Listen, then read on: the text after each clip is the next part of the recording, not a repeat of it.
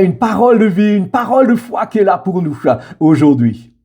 Est-ce que tu as déjà réalisé que les succès d'aujourd'hui, ce dont tu profites aujourd'hui comme réussite, c'est le résultat de pas de foi, de décision, d'obéissance à Dieu que tu as pris hier.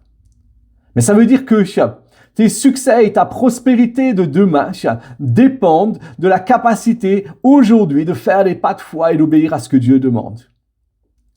Le défi, c'est que souvent notre succès d'aujourd'hui est le principal obstacle à celui de demain. On a besoin de se positionner de manière régulière. Et dans Luc 5:11, on a cette histoire des disciples qui laissent tout, ils laissent leur barque, ils laissent leur filet pour suivre Jésus. Et pour comprendre ce que ça veut dire et quel est le rapport avec ce que je viens de vous dire, on a besoin du contexte.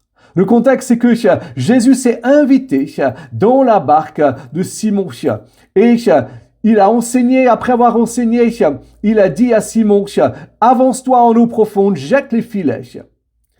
Et ce que Simon a fait, c'est qu'il a choisi de faire un acte de foi. C'était la pleine journée, il n'avait rien péché de la nuit, et il fait un acte de foi, il dit, sur ta parole, je jetterai les filets. Et il s'ensuit une pêche miraculeuse. Les bateaux débordent de poissons, les 2 bateaux qui sont là débordent de poissons.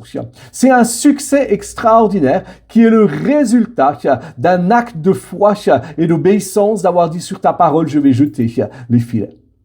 Je fais juste une parenthèse, peut-être qu'aujourd'hui tu es dans une situation difficile, qu'aujourd'hui tu es dans une situation où le succès semble loin de toi.